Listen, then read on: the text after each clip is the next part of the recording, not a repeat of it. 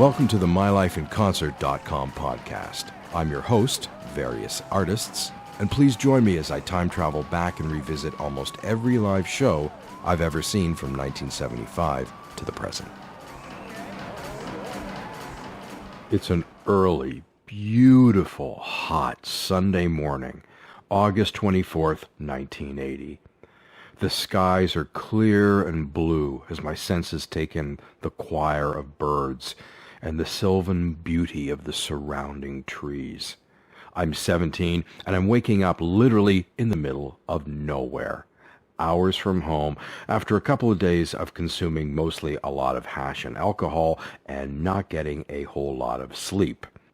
I am tired and hungry and only have a few dollars in loose change in my pockets. This is a long time before cell phones, and geographically, I'm not even sure where I am. I don't even know which direction is the right one to even begin to try to get home.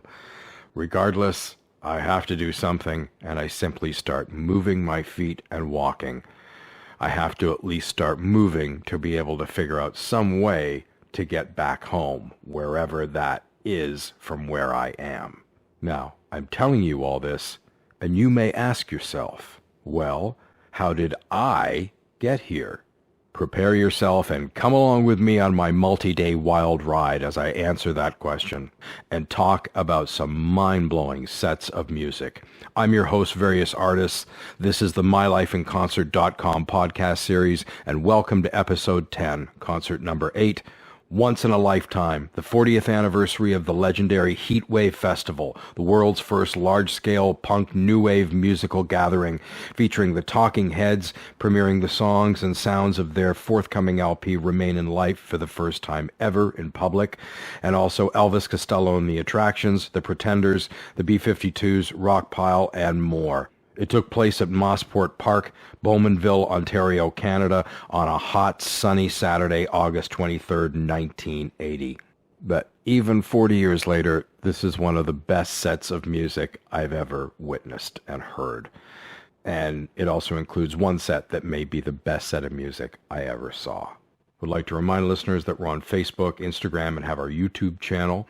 So please like, follow, and subscribe. Also, our podcast is on our Buzzsprout home and Spotify and many other fine podcasting sites. I also post playlists on Spotify to go with the episodes and a few others I've curated. And there's going to be one for this Heatwave episode, some of the bands at the festival, that sort of thing. So check that out on Spotify. Because it was a momentous day, there's so many great sets of music to talk about, and there's a whole adventure of stuff that happened over 3 days. This is going to be a bit of a longer podcast, so settle in, relax, and I hope you enjoy. Now, there's some apologies in order for regular listeners because some of the promised episodes of the podcast series are coming in out of sync. There's been a few switches. For example, I've been trying to hit the 40th anniversary with this, so this has had to come up. And then I did the one on acts that I have, or performances that I missed since it's the summer of COVID. So anyway, the next episode, number 11, will be the second part of that missed performances, but this time it will be 20 acts from the past who I would love to have seen and will never get a chance to. And that's the second part. And I'm doing these simply because, well, it's the year of the COVID pandemic and all of us are missing gigs. So because I had those entries on the blog, I thought now would be a good time to look back at missed gigs since it was pertinent. And of course, you can read those on the blog and all of the original entries and get a sneak preview of some upcoming episodes. The blog I originally wrote from 2010 to 2015, and now this podcast is based on the blog at mylifeinconcert.com. And of course, episode 12 coming up. It's been bumped a few times, but it will return to the series of gigs from yore, and it'll pick up the story where we left off after Elvis Costello. And episode 12 will be The Jam at the Rex in Toronto in April 1979. So lots more coming up. So back to Heatwave. Here it was, an all-day festival, and just a few hours away from where I was living. And it featured literally so many of my absolute favorite acts of the day. Now, the Clash were headlining, which they never eventually played. We'll talk about that later. And I talked about that in episode 9. But it was the Clash, the Talking Heads, Elvis Costello and the Attractions, the Pretenders, the B-52s. All of those acts, literally, they were my absolute favorites. And Rockpile with Nick Lowe and Dave Edmunds, I was also a fan of. Teenage Head shows up. Anyway, it was an amazing, amazing lineup. And this was the first major outdoor punk and new wave festival anywhere. And for only $20. $20 for all that. So, in my community, these are all the bands everyone's listening to. Everyone's going to want to go, right? Not so fast. They're various. When the Heatwave Festival was announced, it was a no-brainer to me that, I wanted to go. And I thought it'd be the same for everyone that I knew at the time. Again, these were all the acts the people that I knew were listening to her, were big fans of, and had been the past couple of years. And I could already envision the fleets of vehicles making the trip up and, sort of stopping along the way and partying there. Also, I finally had some new young friends my own age who were into some of these bands. So I thought, maybe this might be our first shows, big shows to go to, that sort of thing. And it was being held at the Mossport Park Speedway in Bowmanville, Ontario, just an hour northeast of Toronto and 3 hours from London, where I was living then and again now. All of this just a few hours away. What a deal for $20. Whoa, Nelly. Not exactly. Okay, we're listening to this in 2020, 40 years after the event, and that, $20 ticket price for that incredible lineup may seem like a puny amount of money to our ears now. But back then, that was a pricey gig, even if it was an all-day festival. Most of the tickets I have for shows in and around this time have prices in the $7 to $8 range. And so Heatwave was almost 3 times the price of most standard gigs.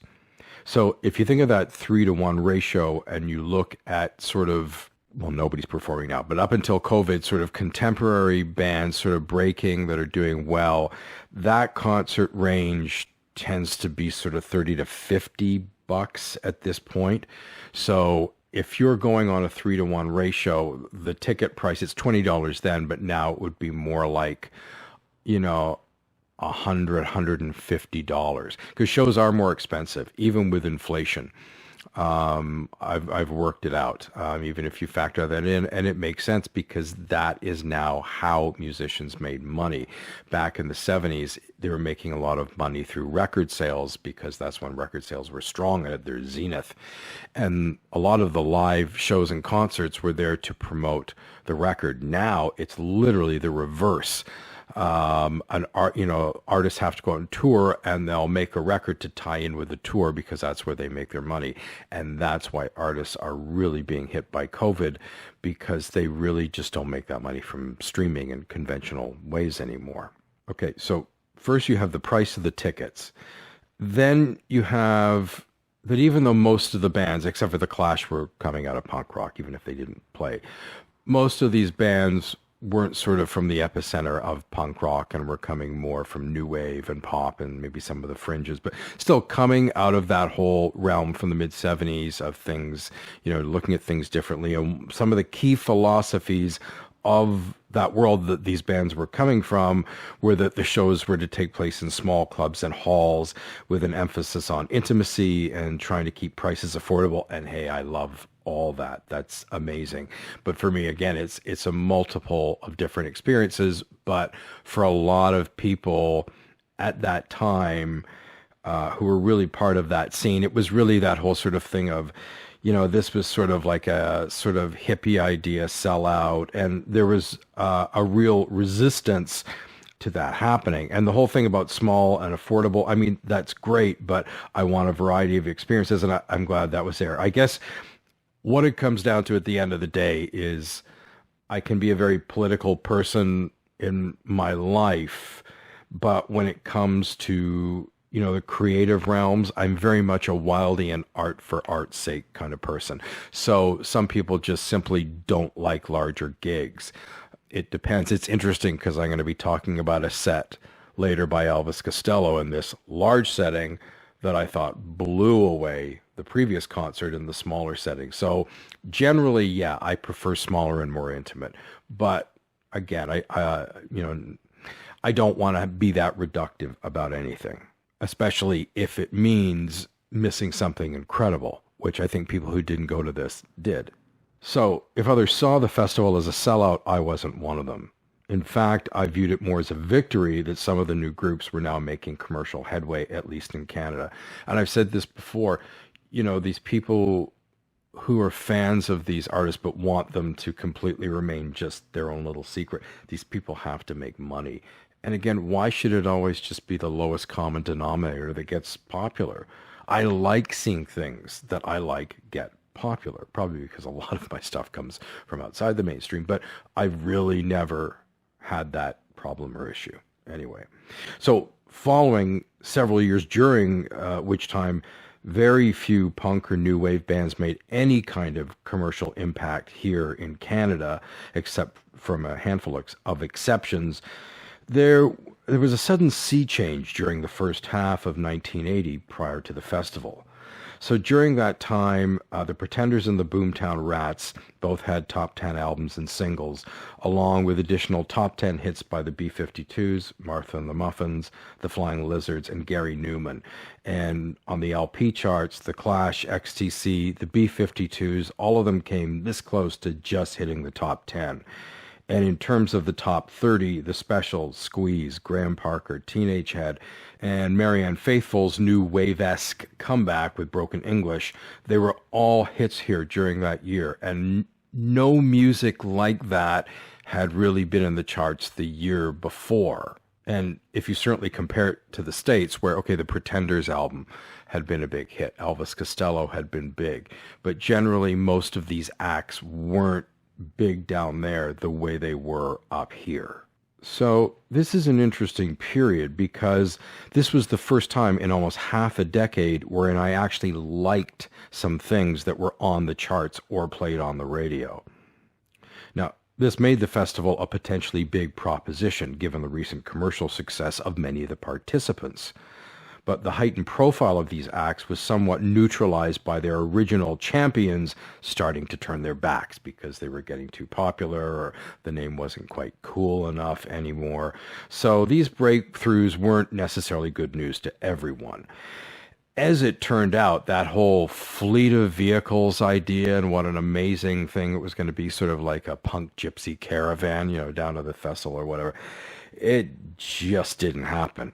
Because pretty much everyone around me who I would have expected to go either didn't or couldn't, like they didn't want to or they couldn't.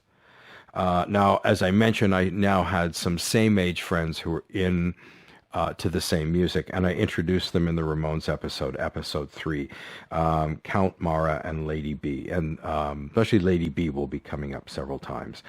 And Count Mara, actually, through doing this series and talking to another old friend of mine, Audubon, who's in the Elvis Costello episode, I found out the very shocking news that Count Mara, who I lost track with long, long ago, died 17 years ago, unbeknownst to me. So that was a bit of a shock to hear. And he was younger than me. So very, very sad news. It was not pleasurable to hear that at all.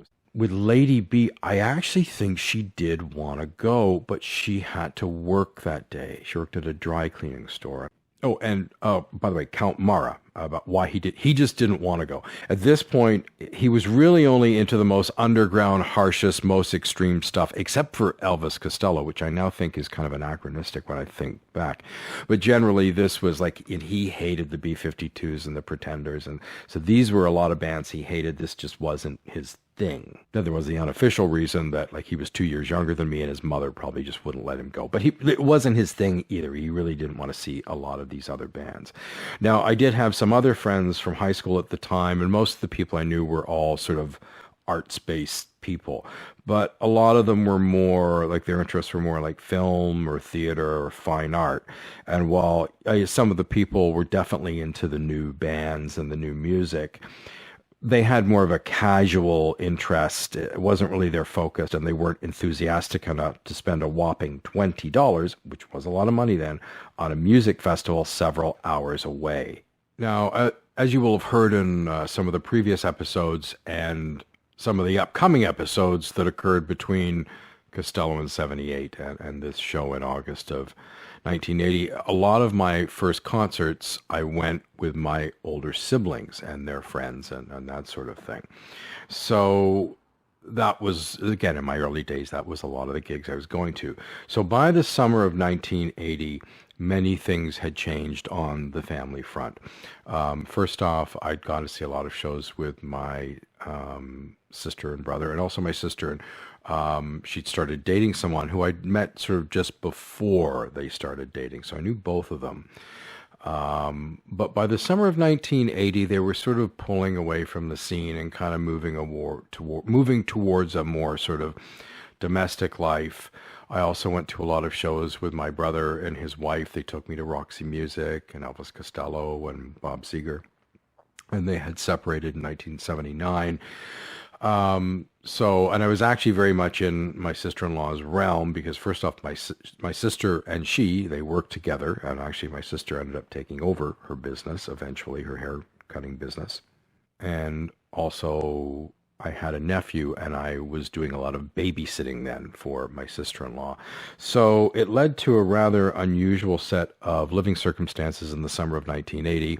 I was 17. I was having a lot of arguments with my father. It was the standard issue, generation gap stuff, and we weren't getting along, and things were very tense. And my sister-in-law needed a babysitter. She was working almost every day, and it sort of came out with this thing that for the summer of 1980, I would sort of be a live-in nanny for most of the summer, and I would be paid. It would give me an income. I'd look after my nephew. My nephew would be looked after, and it would give me some time away from my parents, and I kind of went and visited. And I think that whole arrangement, from that perspective, worked well. It's good that we had time apart and things got better, and I made money, and my nephew was looked after and whatever. Right after I had moved in, something unexpected happened, and that is my sister-in-law's boyfriend, who she had broken up with. They had gotten back together, and he was now moving in, creating an awkward situation, to say the least. And, I'll just cut to the chase and say the guy was a tool, but, with time and wisdom and maturity and knowledge of mental health issues, I now realize that in tandem with the alcoholism and the harder drug abuse, he obviously had untreated or untreatable mental health issues or a personality, disorder.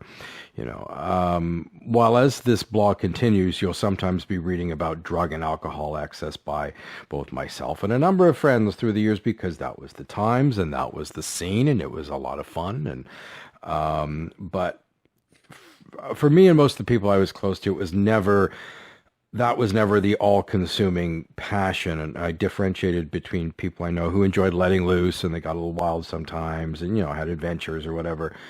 Sometimes one of us would overdo it, but the people I knew, they were intelligent, productive, and they were non-self-destructive in the big picture, and all kind of had places they wanted to go. And that was part of that world. But then there was the other part of the world, which was basically, they just want to be 24-hour party animals with a big redneck streak and the perpetual maturity of a 14-year-old, and a very immature 14-year-old at that.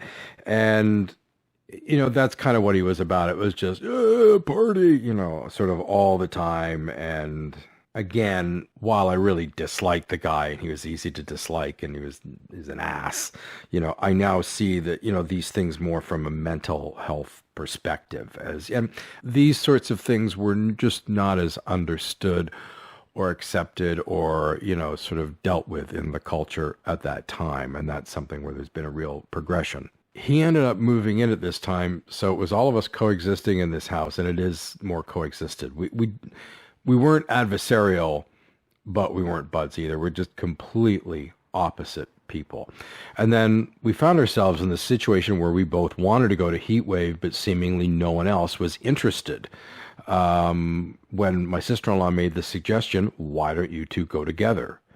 So spending a weekend with a party fool doofus who, by an inexplicable dint of circumstance, favored the Clash as opposed to something more obvious like Molly Hatchet was pretty much near the bottom of my to-do list, and I'm sure the feeling was mutual.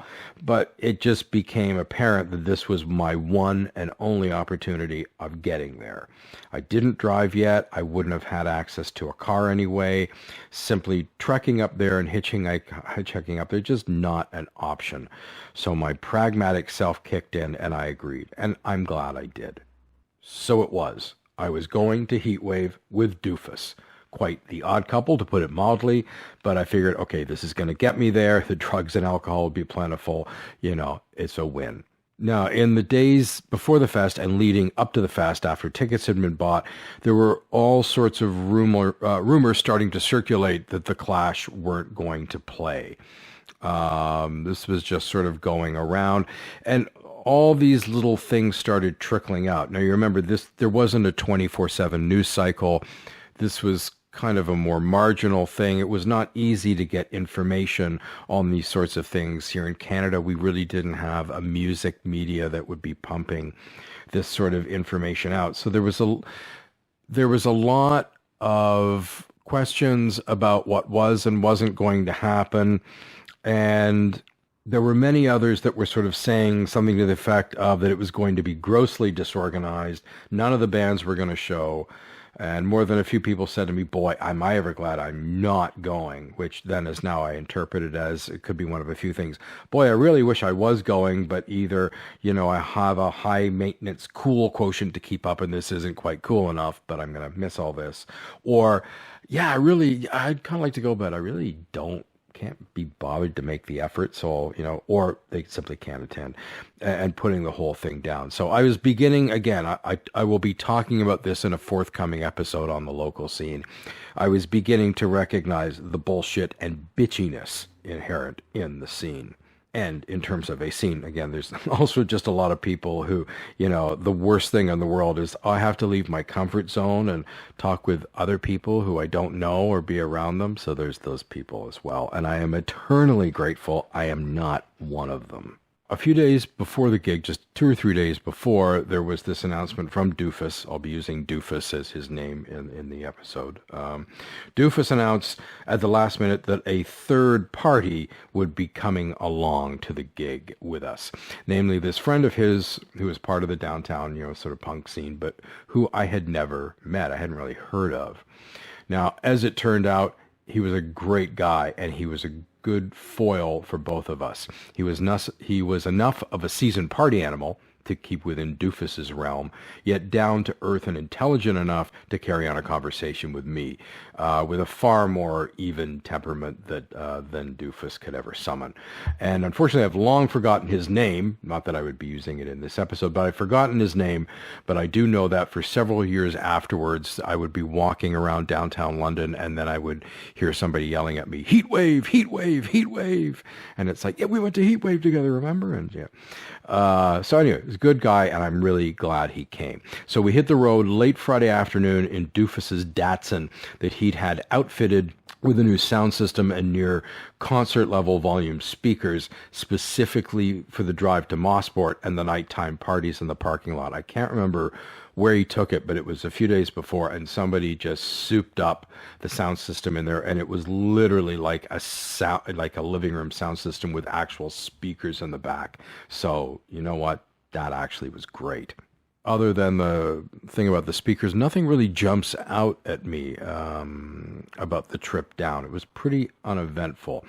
And I remember we arrived in the parking lot shortly after sunset, or right in around sunset. No, I think the sun had set. It was just after. So this expansive field of automobiles was one large bacchanalian shindig, and the three of us jumped right in, hanging out with some of the revelers around us. This was so exciting. My first festival, and, it was all happening. Now, unsurprisingly, given the Olympic levels of drinking and drug consumption that Doofus and that guy, I'm going to call the other guy that guy, had spent mastering, my 17-year-old self could only keep up for so long before I was passed out in the back seat. I woke up somewhere around dawn with a pounding hangover, with the other two snoring in the front seats. My stirring woke that guy, and upon hearing about my state, he quickly presented me with a hot, steaming bowl of hashish, along with 2 blinding white aspirin and a beer to wash them down with. Good morning!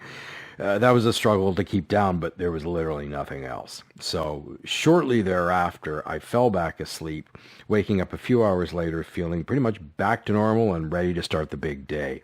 Now, Doofus and that guy had already commenced perfecting their shine on for the day, and I was determined that I simply wanted to get into a manageable party mode as opposed to a state of complete and total obliteration, which the other two, clearly that was their goal for the day. It was a sunny, blue-skied, red-hot August Saturday. Perfect festival weather. At about 10 a.m. or so, we instigated the long walk from the parking area to the concert site. And for those of you who go to these festivals and these events, as you know, at a lot of these places, you have the festival site, you have the parking site, and they're usually so far apart, it's like walking in between small towns. So, it's a long walk, and we didn't get there till later in the morning. Now, many had shown up on the Friday night for the big parking lot party the night before, so many were stumbling their way to the stage on this fine morn, already a little worse for wear before things had even started to really get going. Also, there's a lot of people walking down, and word was coming back from people who had been farther up. And I guess the walk between the site and the parking lot itself was sort of a party zone in and of itself, particularly because we were hearing that the people at the front gate were draconian in terms of alcohol. There's nothing you could get in. And of course, drugs and stuff like that. But it's really hard to smuggle in cans of beer and stuff like that. And there's no way you were going to get anything inside. So therefore, mass consumption before arrival was the overall plan of action. As Jerry Blank would say, good times, good times. That's a shout out to some other Strangers with Candy and Amy Sedaris fans. So clusters of heat wavers on this pilgrimage between, to the stage would hook up and unhook up, talking, sharing booze and substances. And during this journey, I realized that there were 2 distinct camps who were attending the festival. The first was there for the music and also to party along with the tunes and have a great time, but the music was the number one reason they were there. And the second showed up for the reverse. It was a big festival, which happened with considerably less frequency back then, especially around these parts. And partying was the undisputed goal. If some of the bands were great, hey, fucking A, buddy, great, cool bonus. But really, there were some people there where, it was pretty much, kind of doodle brains in attendance and along with the tune heads, the partying tune head. But anyway, actually, one of the clearest memories I have about the walk between the two places was this group of guys who are partying really hard. And there's this one woman with them who looked like a really haggard Julia Phillips. You remember her? She was the co-producer of Sting, Taxi Driver, Close Encounters of the Third Kind. And she wrote one of the best books ever about Hollywood. You'll Never Eat Lunch in This Town Again. And, she was on Donahue and the talk show circuit. Anyway, she looked like a really haggard Julia Phillips. And this group of people seemed to be playing some variation on, you touch it, you drink it. And I distinctly recall her complaining loudly about having just downed what amounted to several shots of bourbon, falling by everyone withholding their beer, as a promise chaser, and her screeching at all of them, "You fucking assholes, give me my beer." As for my immediate fraternity, I was already pretty fed up by the time Doofus took a stumble, landing in a ditch by the road, rolling around in the mud, hee-hawing amid the hilarity. Julia Phillips stood by, pointing and cackling with laughter. It wasn't even 11 a.m., and the bullshit was already really wearing out its welcome with me. And I was wondering at this point, literally, can I put up with a whole day of this? So anyway, we finally got to the gate. Doofus, that guy, and me entered the performing area through the main gates after being frisked by cops. Now, of course, we weren't going to take any alcohol in, but we had the large brick with us, which we chopped up into three, which was very fortuitous for me in the day. And that was easy to conceal. We got in, and we kind of came in with the you touch it, you drink it crew and Julia Phillips and all that.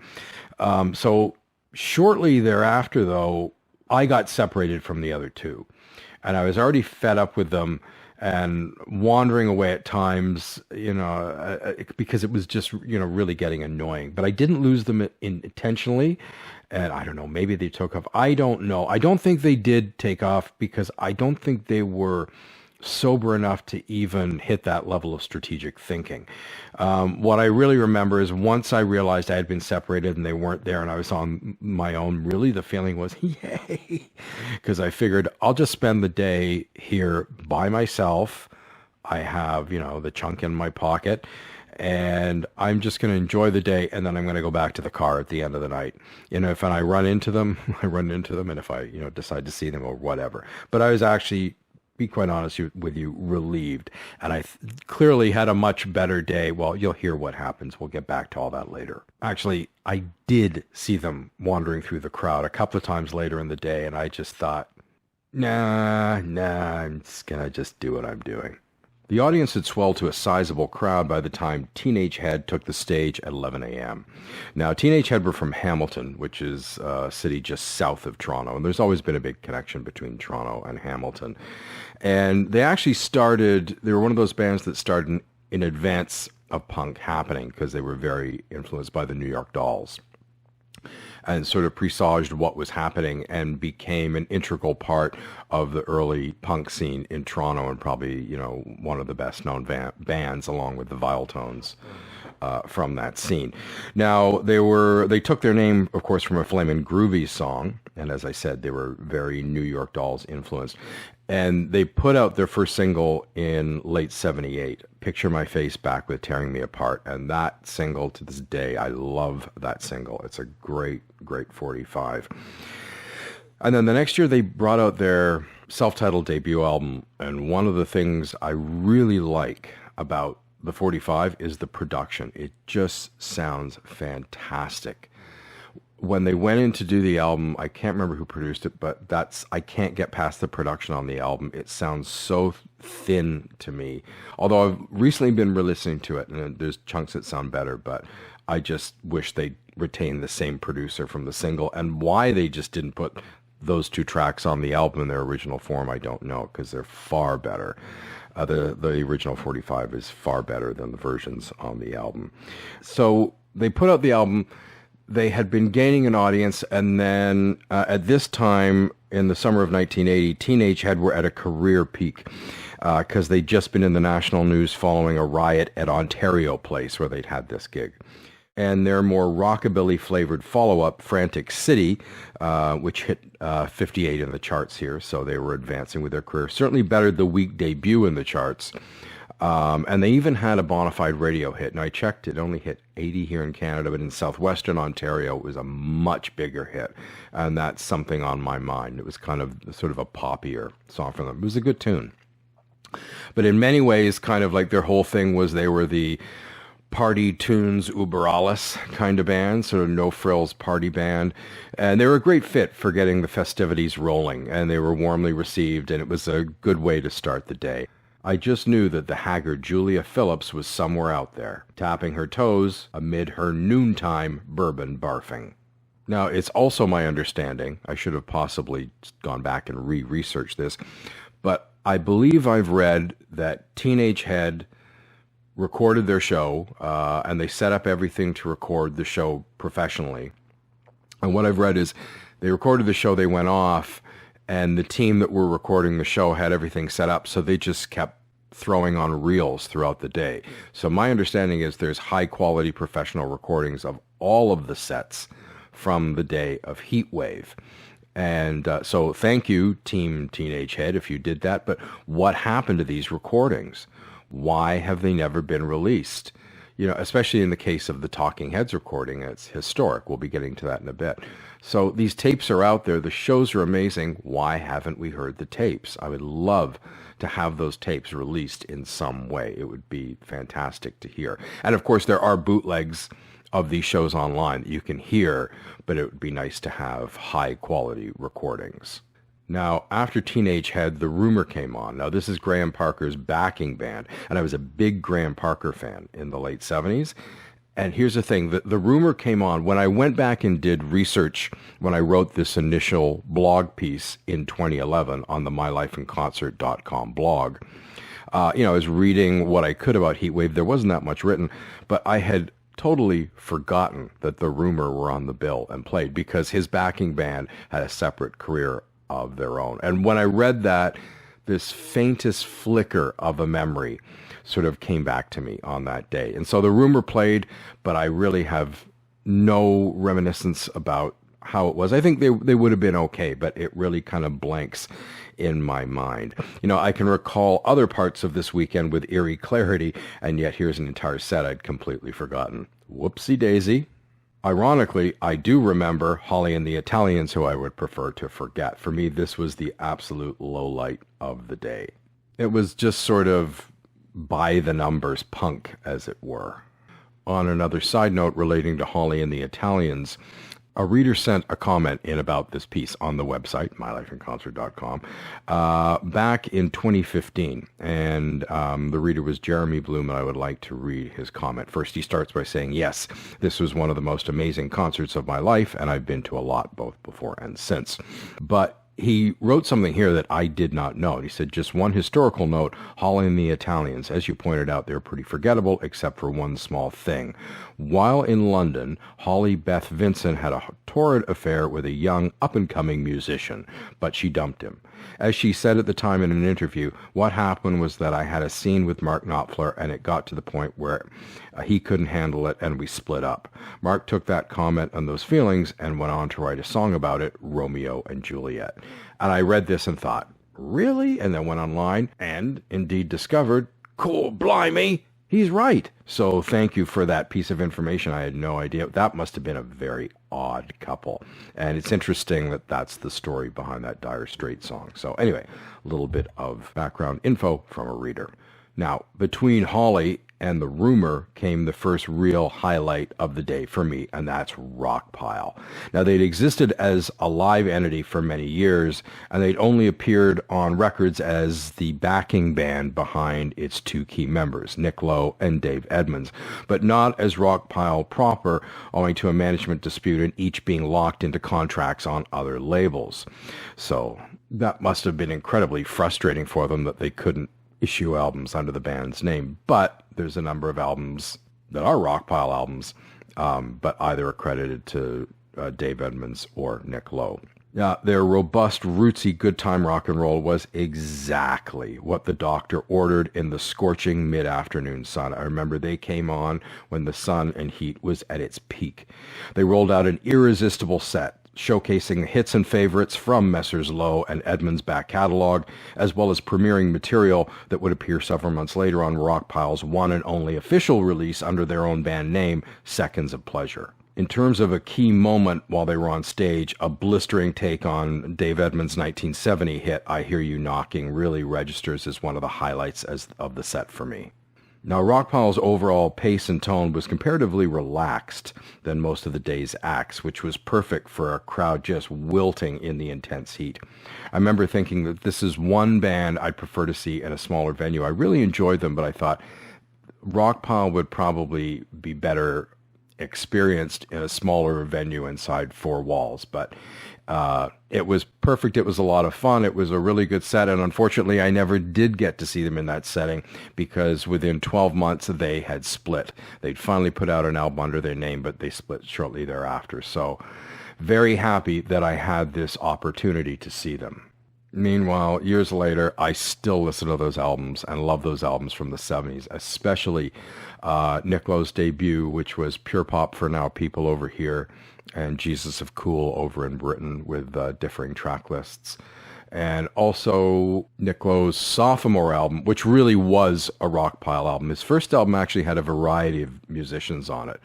The second one, Labor of Lust, that really is a Rockpile album, and it came out pretty much simultaneously with my favorite Dave Edmunds album, Repeat When Necessary, which of course he released over on Swan Song. And I do with all of them. I repeat them when necessary, and it's necessary to repeat them often. So after Rockpile was on, I spent some time wandering around, and this was incredible. I'm 17. I'm at my first festival. It's this huge event, and I'm taking this in by myself without Doofus and that guy. And so it was just a brilliant day. Now, because I was there alone, I spent most of the day moving from spot to spot. I didn't just plonk myself down. Because I was there, I could move around, go to different spots, do different things. And people I found were very friendly. I talked to different people during the day. Certainly I needed to catch some rolling papers from people and stuff. But it was a really interesting day. I just kind of wandered around, experienced all this, talked to different people, and just took it all in. Now, one thing I'll mention, I mentioned earlier on, the Clash were supposed to be on the bill, and they were the number one reason I was going. Now, in the previous episode, 22 performances I missed, where I look at 22 gigs I was supposed to or tried to, I was supposed to attend, and it didn't happen. And I included a few festival appearances, and certainly the Clash at Heatwave was one of them, because while I was going to see many bands on the bill, I particularly wanted to see the Clash. Now, since I discussed this in the previous episode, the Clash not showing up, I'm simply going to cut and paste an excerpt from that previous episode. I'm just being a lazy bastard. Anyway, this is what I had to say about the Clash's non-appearance at Heatwave in episode 9. An audience starting with show number 1, the Clash at Heatwave. So, the word was going around that the Clash may not be appearing, but I hadn't read anything, and nobody really knew, but by the day of the festival, word was getting around they're not going to play. But it was never clear, and it really wasn't clear till the end of the night when Elvis Costello came on and the Kings closed the show for some reason, which I didn't stay around for. But it was clear the Clash were not going to show up, and it's never been clarified why. I've read a few things about it, but it seems unclear. It seems either there was a border problem or there was they weren't comfortable playing the festival for some reason. I have no idea, but they never showed. However, there's one thing from that day I always remember. I was walking through, it was a huge field with masses of people, and at one point I was just sort of walking around, and I noticed this guy in a leather jacket walking through the fields, and I looked, and I'm like, is that Mick Jones? It looked exactly like Mick Jones. And he was with this woman with blonde hair, and I was thinking, if this is Mick Jones, why would he be walking through the field at the festival? Wouldn't he be backstage hanging out with the bands? And if it is, does that mean the Clash are going to play? Are they here? After all, the Clash were recording Sandinista at this time in New York City. And New York City's not that far away geographically from where this festival was going on. So it's like, are they here? Are they not? Is this Mick Jones? Is it not? And then about 2 months later, I saw a picture of Mick Jones in a magazine with his new girlfriend, Ellen Foley. And I'm like, wait a minute. That's the same woman who I saw with either the real or pantomime Mick Jones of the Clash at Heatwave.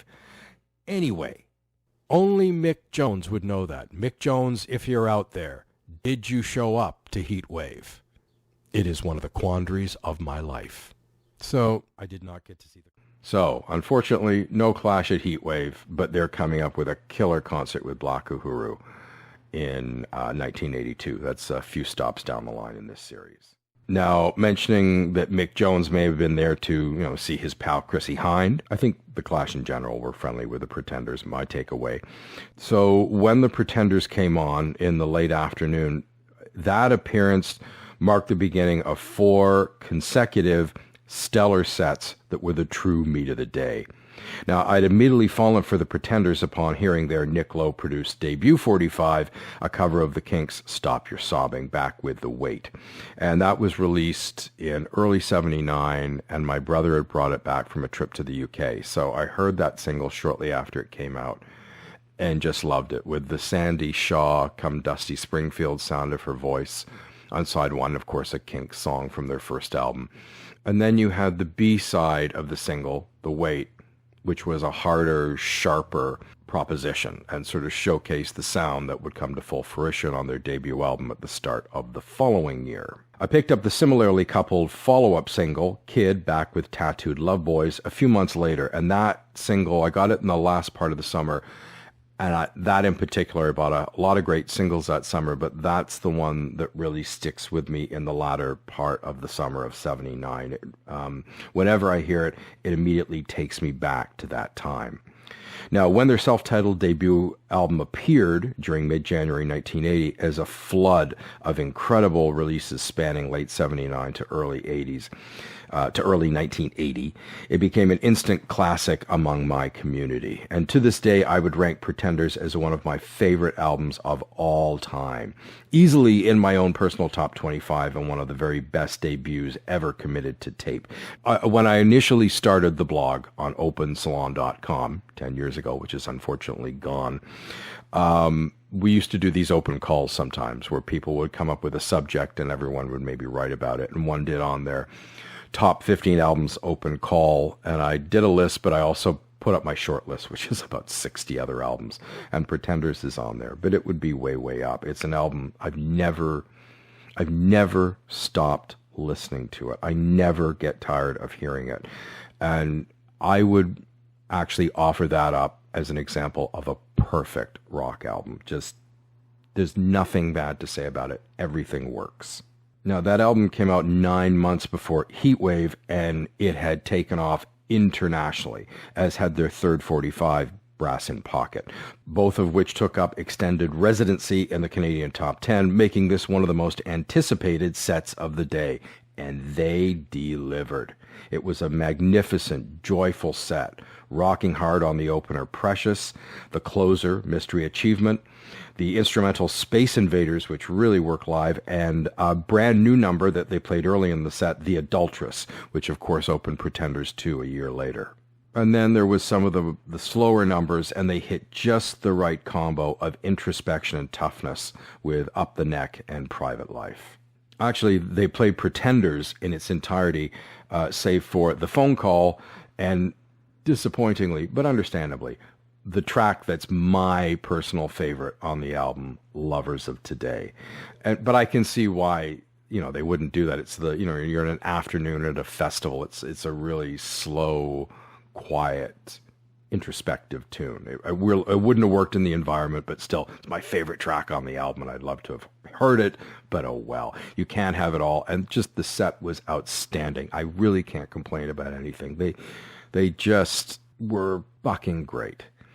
And what I recall most about the performance was their presence and their intensity. And it's one of those things, charisma or having that presence. And they just had it. They had the entire audience in the palm of their hand from start to finish. They were out to wipe the floor to prove themselves, and they did.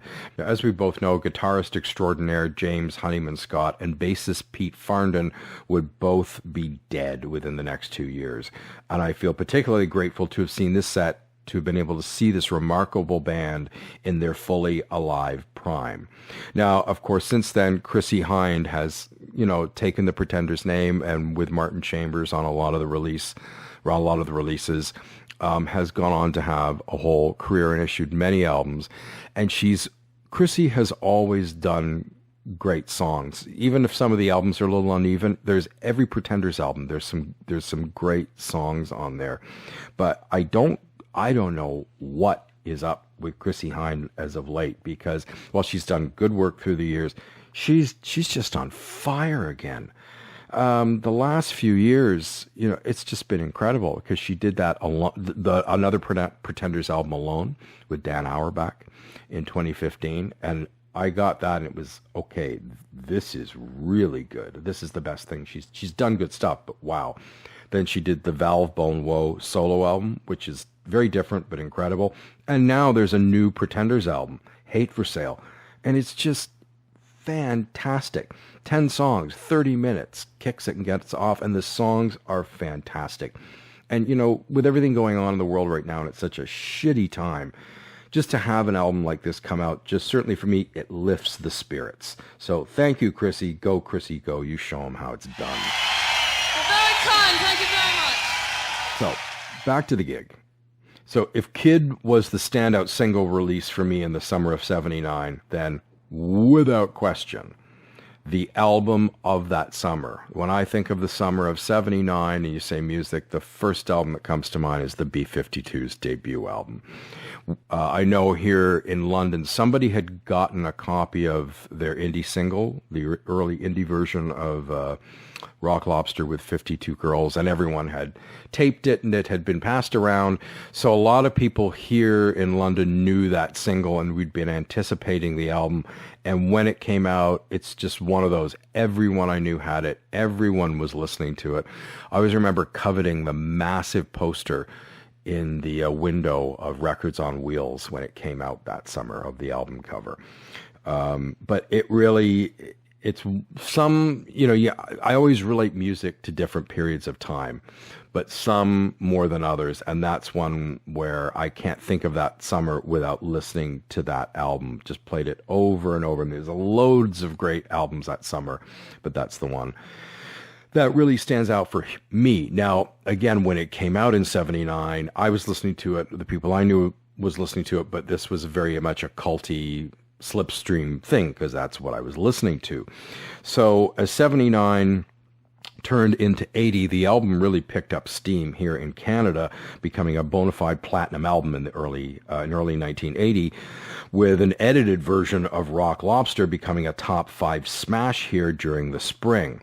So that excitement that was started by the Pretenders carried right on through to a similarly anticipated set by the B-52s that was a big crowd pleaser.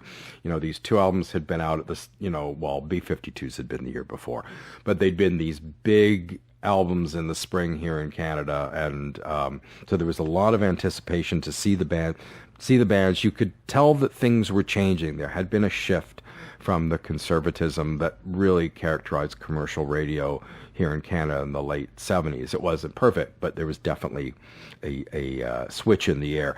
Now, they arrived on stage to the Morse code opening of Planet Claire with Kate and Cindy sporting massively oversized bouffants, which is a great visual when you're at a festival, and especially this is the day before, you know, jumbotrons and stuff. And so they alternated between favorites from the debut album, but they also played quite a bit from their upcoming sophomore release, Wild Planet, which was actually released just a few days after this gig. Now, at the time I was seeing it, I remember thinking I found their live sound somewhat thin at the time. I enjoyed the set, but I just thought it was a little thin. Now, it's weird because I've gone back and listened to this set online, and I just think they sound great. So it's just interesting how, you know, the gap between memories and then re-encountering things. And you're encountering them through a different lens, and it's later on, and it's just how you see and interpret it, the same thing at different points in your life. It's kind of fascinating for me. But I just had a ball listening to them play, hearing the set. The audience was so engaged. They were so much fun. Actually, the songs I remember most from this performance actually are the Planet numbers that they did, particularly Quiche Lorraine, the one about the 2-inch poodle with dyed dark green hair, sporting a strawberry blonde fall and wearing designer jeans with appliques. And it was just really funny because everyone's hearing these lyrics for the first time. And the one I really remember was Strobe Light, which is that song where it's a very stop-start song and it sort of builds. And the audience the audience's increasing involvement in cheering on each of the song's stop-start segments. Fred says, "Then I'm going to kiss your pineapple," and you can hear it online. Everyone goes nuts. And anyway, so it's just a lot of fun. And Dance This Mess Around from the debut, which is one of my favorite tracks on there. That I remember just from the performance and Fred Schneider's hand movements as they were doing the first part. And it was that's one that sticks out in my mind. So two fantastic sets in a row from two great new bands. And of course, as with the Pretenders, the B-52s would go on to lose a key member as guitarist and one of the principal songwriters, Ricky Wilson, tragically succumbed to AIDS in 1985, making, again, the memory of having seen the band in the original lineup all the more special. But it's interesting to consider that, of course, Elvis Costello is still touring. With a version, well, it's now the Imposters. He now uses the name the Imposters, but it's the Attractions with a different bass player. But of the bands playing that day, only the Pretenders and the B-52s are still going. And sadly, I've never had a chance to see the Pretenders again. I want to do that one day, but the B-52s are coming up down the line. I got to see the B-52s at Ottawa Blues Fest Thursday, July 8, 2010, and it's up on the blog. I've written about it. It's concert 149. We actually saw Renaissance at another stage just before seeing them. So bizarre evening of contrasting music, but a good evening. And they were fantastic live. And I'll talk about the B-52s at the time. I think they're really underrated because they kind of have their fun, wacky image, which what's wrong with that? But it seems to, there's a lot of people where, well, they're just a joke band. No, they're not. They're a great indie pop band who write a lot of great tunes and have a sense of humor. I think they're very, very underrated. I love the B-52s. So, I mean, with these sets, as well as Rockpile's great appearance later, I think I would have felt I'd gotten my money's worth just there. Little did I know the best was yet to come, because next up were the Talking Heads. Now, I'd been following the New York City foursome to varying degrees for a few years, beginning by seeing a small piece in them in Rock Scene magazine in the late 70s when they were still a three-piece. That was the first time I heard of them. And I discussed this magazine and its influence on me in episode 3, the Ramones show, or talking about the Ramones show and the Demics at Centennial Hall in 1980. And I mentioned how Rock Scene really introduced me to the burgeoning New York scene. Now, so I'd been following them, and then they became a four-piece, and then they released their, so reading about them. I didn't know what the music sounded like. They just sounded intriguing. And so when their debut album, Talking Heads 77, came out in that aforementioned year, and it was one of the finest debuts of that year, which is no small feat, because I think 1977 has got to be one of the best years ever for debuts in rock music. Now, I hadn't been as sold on their much-acclaimed transitional Eno-produced sophomore effort, More Songs About Buildings and Food. Most people went from liking to loving them. This one, and I love it now, but even then it still seems a little bit stilted, because what I find with that album, you have these newer songs going in a forward-moving direction, like Warning Sign and stuff like that. And then you have some of the other songs that were essentially leftovers from the first album that they recorded. So it seems a little bit uneven to me. It's almost kind of like it's their Beatles for sale in a way. But I love it now. Even the songs I wasn't as keen on, I really like a lot now. But even of that initial run of albums from 77 through to Speaking in Tongues, it's probably my least favorite, but this is ridiculous. I'm pulling at straws. I love the album. But at the time, I really wasn't as keen on it. And it wasn't until the third album, Fear of Music, came out right at the end of summer of 79. And I remember buying it because they had it on sale at a really low price. A new low was really cheap because it had just come out, and so Records on Wheels had it really marked down. And of course, there was the amazing sleeve art, an embossed replication of black diamond industrial metal flooring stamped with the utilitarian day-glow green lettering. Today, it's still one of my favorite covers. And that's something where you miss with not having a tactile thing that you're holding, because it was like running your hand over that embossed cover. As for the album itself, this was a bit of a grower for me. I remember putting it on the first couple of times and thinking that I liked it, but I wasn't really blown away. I liked it. And I remember Zimbra, the first track on the album, particularly like, I'm not sure what I think about this. And it was one of those where bit by bit over the fall, I put it on and a track would jump out at me and then another. So it was one of those albums that took a couple of months for me to fully absorb it.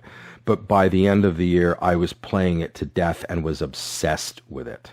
And Zimbra ended up going on to become my favorite Talking Heads song of all time. So the fact that they were on this bill really had me stoked. I couldn't wait to hear the stuff from Fear of Music and their older songs, but that's really one of the reasons I was going.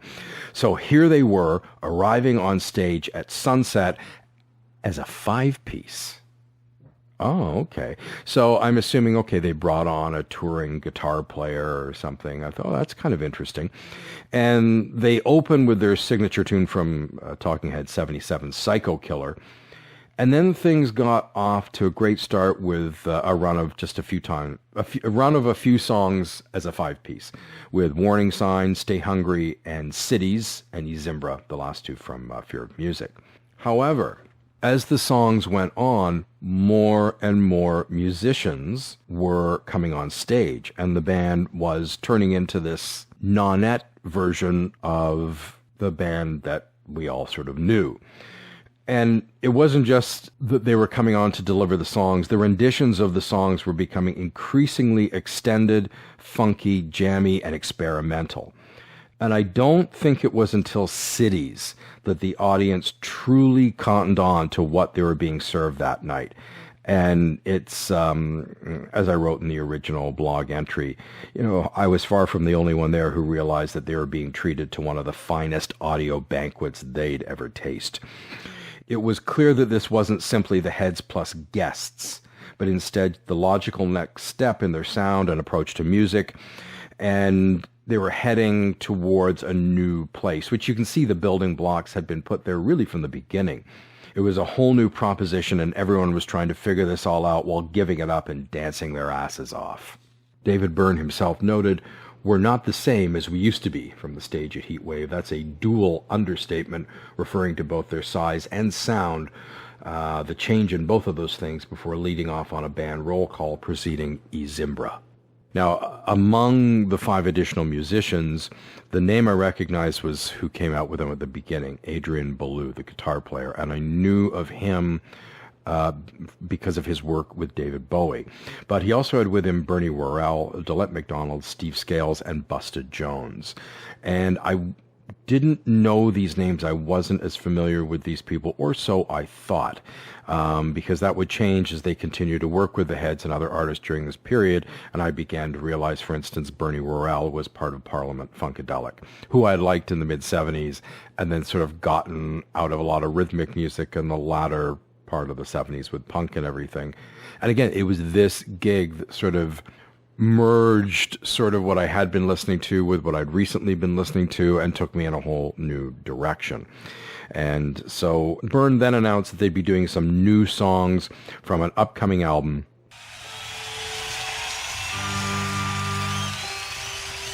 Thank you.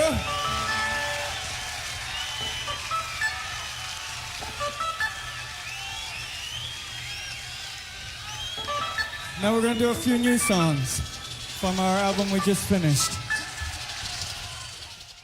that would go on to be released 2 months later as Remain in Light. And of course, this turned out to be a massively influential album, receiving international acclaim for its birthing of an arty, polyrhythmic, funk, punk, dance hybrid that would be incalculably influential, particularly in the early 80s. The impact of this album, you could hear it everywhere on new and interesting music that was coming out. So this show at Heatwave was not only the first time that the Heads had performed with this new expanded lineup, but it was also the first time that any material from Remain in Light and this expansive rethink of their sound received a public airing. No one saw this coming. And so he announced they were going to do a few tunes from the album. And when people are saying they're doing new tunes, usually people sort of, oh, whatever, time to get a drink. And so this first tune started, and this locked propulsive groove kicked in. And I have this crystal clear memory of standing in that field, the heads on stage, and listening to David Byrne query, "You may find yourself in a shotgun shack. You may find yourself in another part of the world," and then continuing on to, "And you may ask yourself, well, how did I get here?" Hearing the words, hearing the song, and just thinking that they had taken their game to a whole other level. I later learned that the song was called Once in a Lifetime, and as it progressed, I thought that this mixture of sort of like Afrocentric funk, avant-gardism, and the existential lyrics and a great tune, like paired to these killer hooks, was not only unlike anything else I'd heard before, but was about the best thing I'd ever heard. And from there, they followed it up with 3 more tunes that were released a few months later on Remain in Light: Houses in Motion, Cross-Eyed and Painless, and Born Under Punches, that's the one that sounds the most different from the album. And it's sort of done in this slow, minimalist clip-clop funk when I hear the bootleg. But of course, we were hearing all of these songs for the first time, and every one of these songs received an increasingly ebullient reception from the crowd. It was just unguarded euphoria. At this point, estimated to be somewhere between 50 to 100,000. I think they're now saying more 100,000. They had one crowd there. It was a big crowd there for the first chunk of the day. And I believe what it was is Dan Aykroyd was backstage at the festival, and he was interviewed by some local radio station. And even though it was a ticketed gig, and it was sort of in, halfway through the day, he was saying, "Come on down, it's free, just show up, come in." And all these people heard and drove. And so by the end of the day, I think, you kind of had this massive crowd as you just had these people crashing the place. Well, that had happened earlier, so you had a huge crowd there dancing in celebration. And it's just one of those things that music can do. Just for that time they were on stage, everything in the outside world temporarily ceased to exist. What's even more impressive is that this was almost 30 minutes, half of their set of new songs, and they're routinely the toughest sell for an audience. And instead, this material got some of the biggest responses of the night. By the time the Heads returned to the familiar material with Life During Wartime, and he was up there singing, "This ain't no party, this ain't no disco." Well, this felt like the biggest outdoor nightclub in the world. It was ecstasy. It was just perfect. This is everything you could want from a set of music. And they concluded with Wartime and the gospelish encore of Al Green's "Take Me to the River," which had been on Buildings and Food. And both of these live versions, I felt, blew their LP counterparts, out of the water. And with that life-changing hour of music, it came to an end, and it left me dazed, drained, and flying. And, well, it was kind of flying because of the brown chunk, but this was really because of the music. And, as I said, I found a bootleg later and listened to this, and it was incredible to be able to go back and hear this set that made such an impact on me and my listening. And again, where is the professional recording of this? It was recorded. This is a historic performance. The first time the Talking Heads appeared in public with this material in this way, and the show was exceptional. Where is the performance? Where can we hear it professionally? The good quality recording. Anyway, there's some things I noticed when I listened to it. It does sound a little tentative at the beginning, of course, because I now know the album. But you can kind of hear the band growing in confidence, because if you're doing something that's a radical departure, you never quite know how the audience is going to take it. And it was in very much a funk groove vein. And sort of, if you have people who just wanted, Ramones Ramalama all day long, they're not going to get into it. So, they took a chance on all this, and, to say that it paid off is an understatement. You can actually hear Byrne's thank yous growing with confidence over the course of the hour. And, and I've thought about it. I've thought about how incredible it must have been for these musicians to be presenting this revolutionary music for the first time and receiving such intense affirmation from the audience. It must have been incredible. So, like, because I'm into music and into concert going, people have asked me through the years, well, what's the best gig you've ever seen? And it can be really difficult narrowing it down to one, but I think this is it. I think this is the one show because not only was it a revelation while it was being delivered, but because of the enduring impact it made on me, along with, of course, the Remain in Light album. Looking back, I can see that this gig started a full recalibration of the entire way I listen to music. After spending several years focusing almost exclusively on punk and 4/4 beat-based guitar, rock, and pop, this gig completely reopened the floodgates to my interest in funkier, groove-based music, which had largely been out of the picture since '77. Now, as somebody who grew up loving R&B and funk via the radio, and particularly my weekly doses of Soul Train on Saturday afternoon, I fell into that whole stupid disco sucks hegemonic, rock ideology. It's the dumb end of the rock world, stupid, that permeated both punk and more mainstream rock as the decade turned. I realize now it's just pure xenophobia. Plus, also, what the Heads were doing, again, this was sort of the post-punk era. I was listening to many different things, but really post-punk.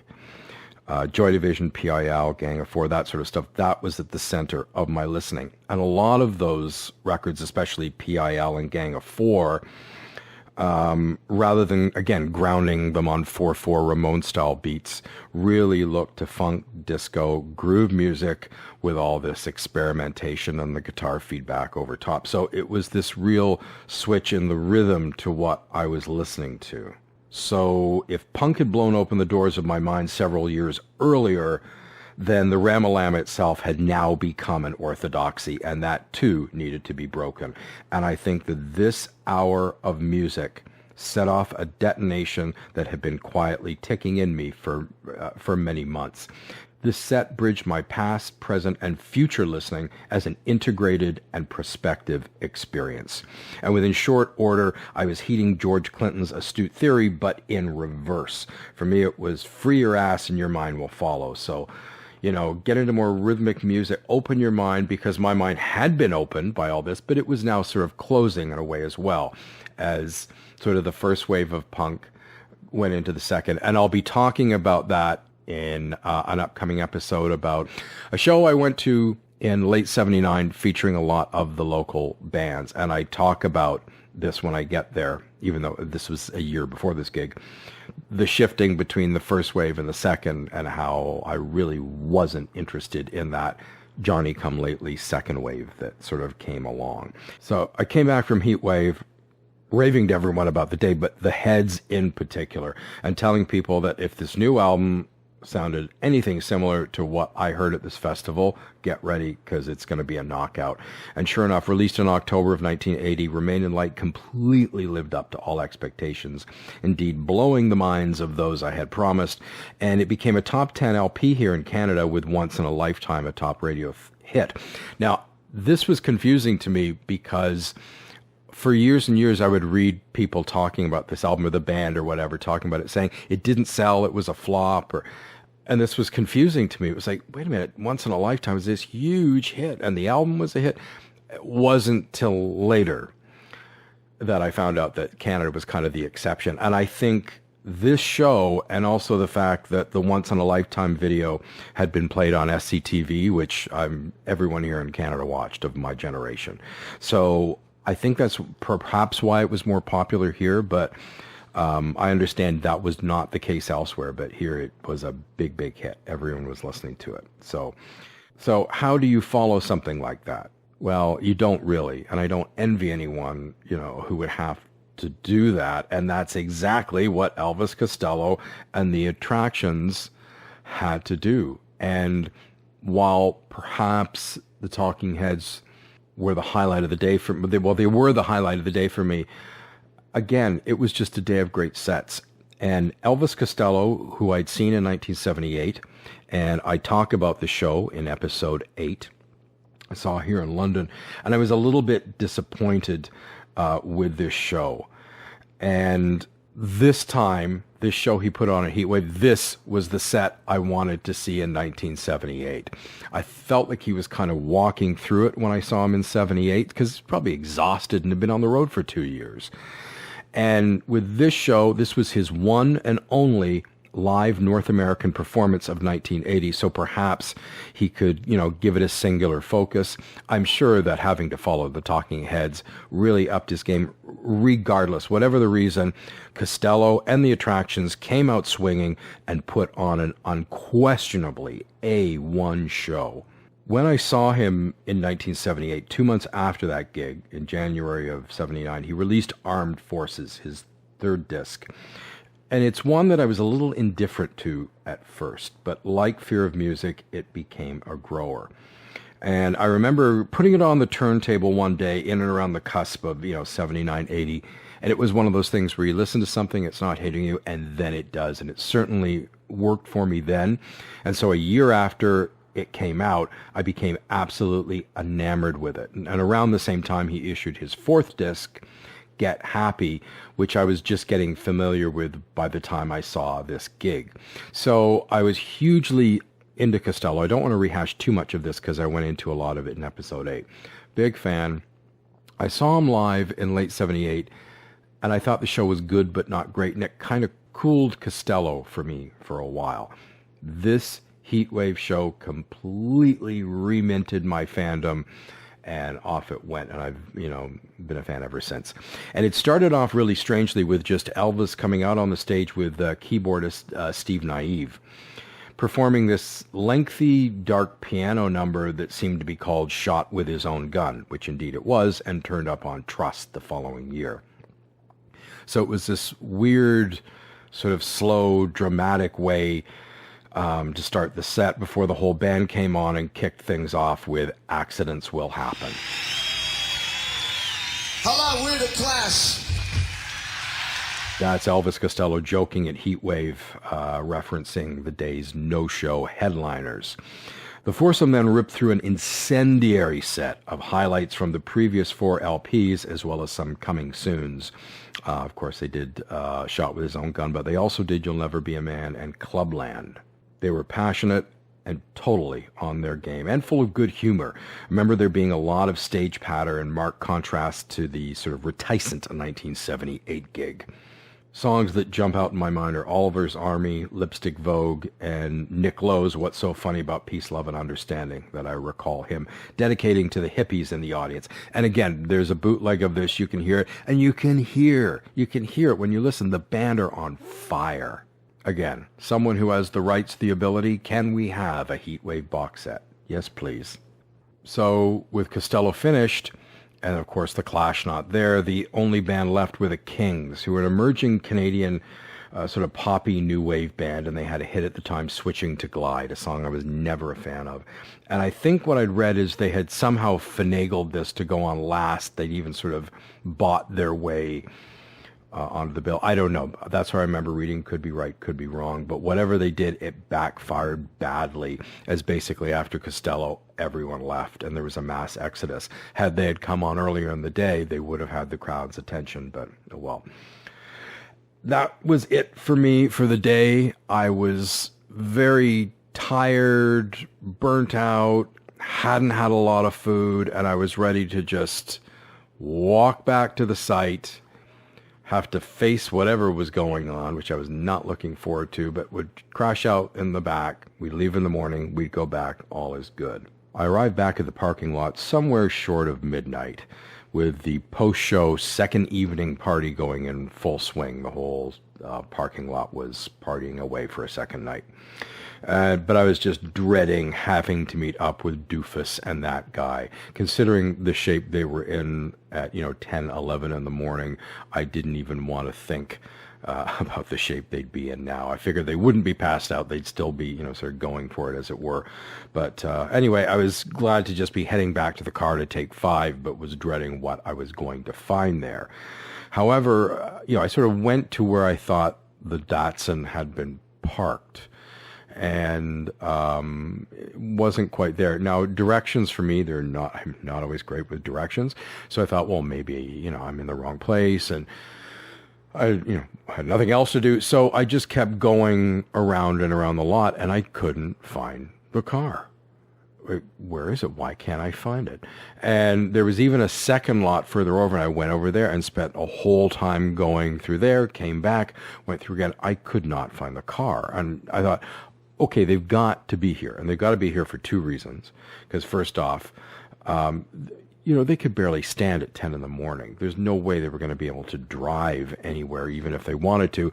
And second off, Doofus knew that my sister-in-law would have excoriated him, if he just left me there. So I thought, they have to be here. So I thought, I'm missing something. I'm not, whatever it is. So I went to the very front gate, and there was this huge pile of rocks. I ended up sitting by this pile of rocks. I thought, I'll sit here, I'll see them if they come and go, and also I'm visible. So let's say, should I fall asleep or something? And just kind of sat there, and people were there was a few people camping in and around that area that had hitchhiked up, and there was these two young women. I'd say that, they're teenagers, really, older teenagers, just a little bit older than me. Remember they're saying they were starting that like in a few weeks. They're starting university in a few weeks, but I can't remember, it was a university or college, I can't remember, but they were starting school, post-secondary school in a few weeks. And we were chatting and saying things back and forth, and then we ended up hanging out. They said, want to come and join us, and so they had beer, so I was happy, and then I pulled out, what was left of the chunk, which is still sizable, so they were really happy about that. And we just sat around and chatted. And at this point, I've lost all track of time. I've been up for mostly 2 days with a few hours sleep, mostly partying and, taking, something, not having a lot of real food.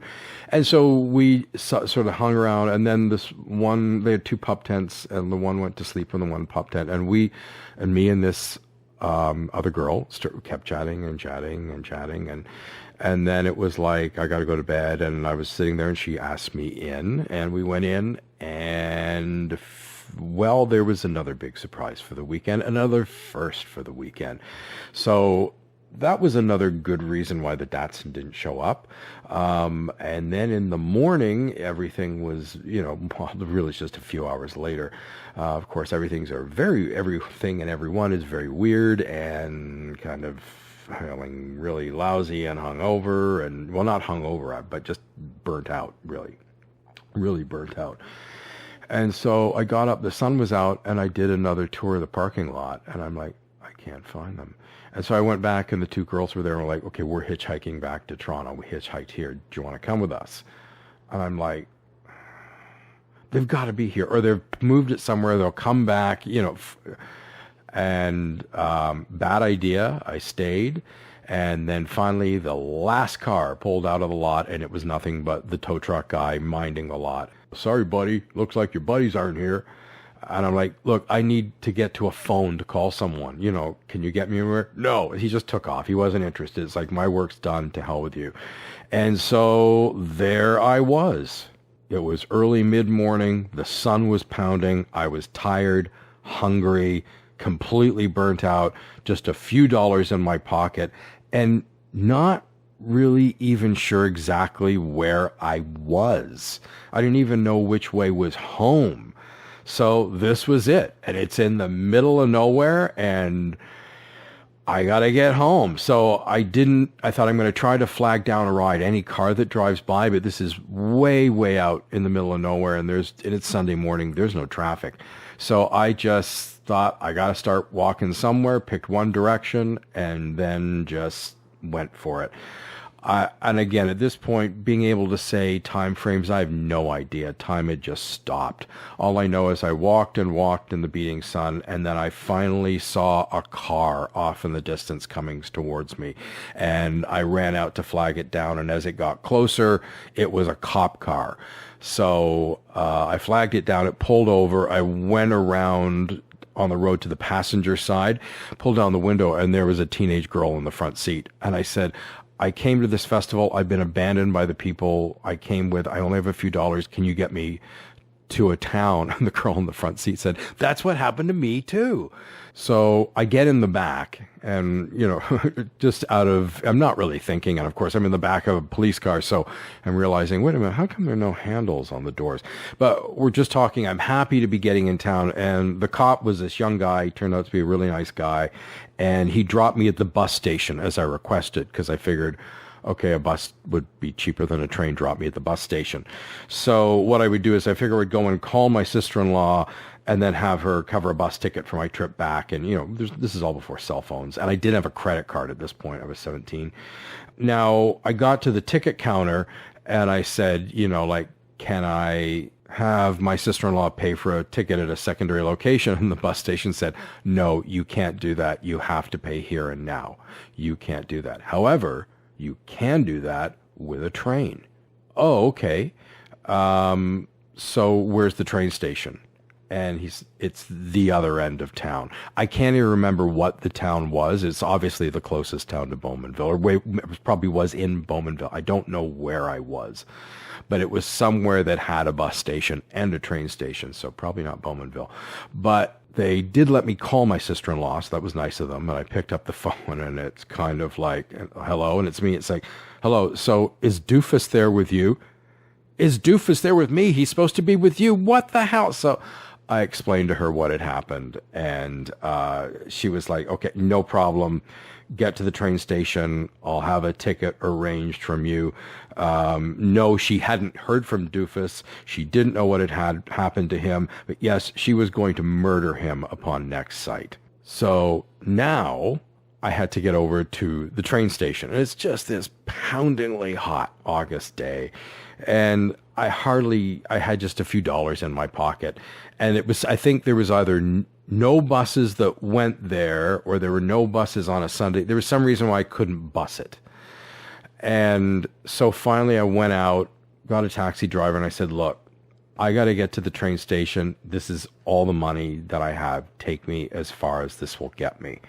And again, he was a great guy. I was met with kindness again, and he took me all the way to the train station. So get to the train station, I walk in, and also it's this beautifully, crisply air-conditioned place. It's just so gorgeous to be in there. And I walk up to the counter, and I explain who I am. I said, is there a ticket for me? And he said, yes, the ticket is here. I've been expecting you. The ticket is here. Here it is. And I said, and I think the train left at 4 p.m.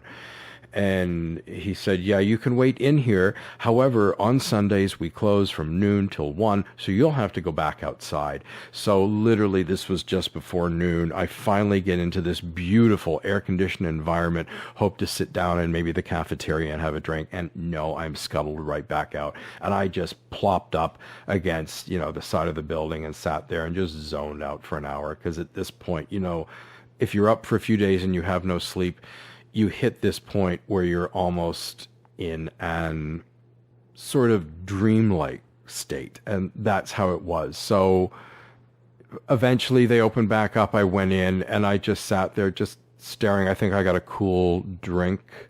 No, I didn't get anything because I thought I had no money. That's it. I thought I had used all my money for the cab. Just being in there, I think I got water from the fountain. And sat there a few hours. The train came. It's 4 o'clock. I get on the train. And at that point, I realized that I had this change in this one pocket they had somehow missed. I had a couple of dollars in change. I thought, oh, God, thank heavens. So I get into this car. So you got to see me. I'm this 17-year-old punk rock kid with, buzzed hair, and I've got a Clash T-shirt on. And I think I was wearing my camouflage pants and red Chuck Taylors. And I hadn't really barely slept in a few days, only a few hours. I'd just basically been partying, and it was like alcohol and, substances. And I was really probably looking very gross and dirty and burnt out. And this woman sitting across from me from her 2 small children, already looking sort of mortified. And I went to, they came by with service, and I said, I bought a coffee. And I was so happy to have this coffee. So I'm holding it, and they said it was hot. And so I let it cool for a while, and I take the first sip, and it was scaldingly hot. it burnt my tongue. And so it was like, and it was painful. So I literally had to grab the end of my tongue between my thumb and my first finger, and I'm holding my tongue going, and this woman is just sitting there, and I don't blame her. I think just, oh my God, just get me home and get me out of here.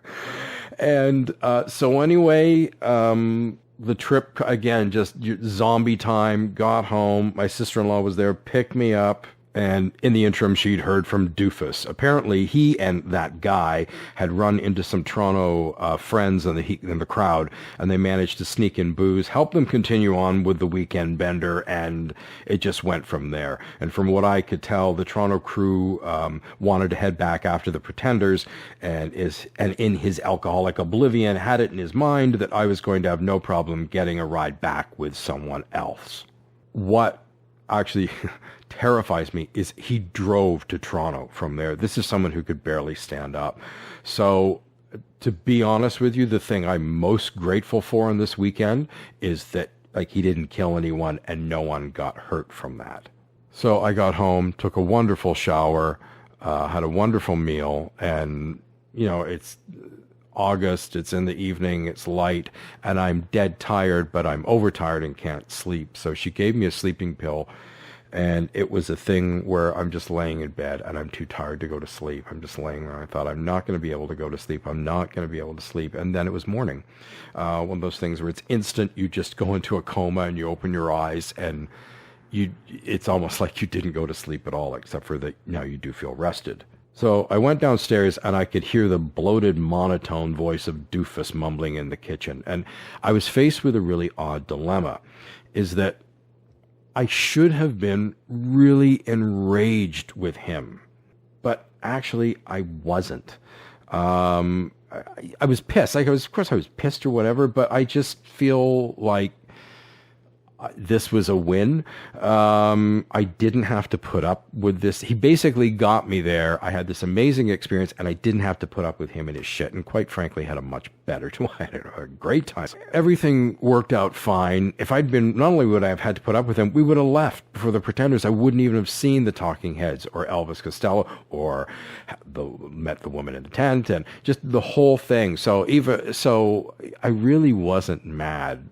I was, but I wasn't. At the same time, too, there's no way I wanted to just let him off on this. So I came down and started yelling and threw up a whole scene and blah, blah, blah, blah, blah. And I got multiple apologies. And it also kind of gave me some sort of keep out of my way for a while. So I used it to my advantage. Also, he had bought a Pretenders t-shirt and gave it to me, which I had for years until about 2 moves ago, and a bunch of my t-shirts accidentally. Vintage t-shirts went missing, unfortunately. At the end of the day, this was one hell of an adventure. A lot of firsts and one of the best days of music I've ever heard. So I came back telling friends how amazing it was, leaving out some of the details what happened in the evening because anyway, I was kind of embarrassed. I was a lot more uptight at that time. To say that's changed, yeah, big time. But I just raving about the music, telling everyone about just wait to hear this new Talking Heads album. And on top of that, finally, I'd been at my first festival. It was going to be hard to top, but having said that, this is my first festival, and I'd go on to see many, including, actually, this was a run of 4 summers in a row where I went to a big festival every summer. Just an incredible experience, and I feel this is such a legendary festival with these performances and people, but not enough is known about it and not enough is written about it. And certainly, again, can we hear those professionally recorded master tapes? So, happy 40th anniversary, Heatwave. That wraps up episode 10 of the My Life in Concert series. Coming up next, episode 11, and which should have been episode 10. Once again, apologies to listeners. I'm switching all the episodes around. And in episode 9, because it's the summer where we're all missing gigs, I talked about the 22 performances I missed. This is going to be the other half of it. Episode 11, it's going to be 20 artists that I missed between the 20s and 1980. And artists I would love to have seen, but never will, in many cases because of death, other cases people just not getting along or illness or whatever. So episode 11 will be 20 acts I wish I'd seen. Then in episode 12, it's been delayed a few times. I'm getting back with my story, and it's the jam with the Dwight Twilley Band at the Rex Danforth Theatre in Toronto, April 1979, episode 12 coming up.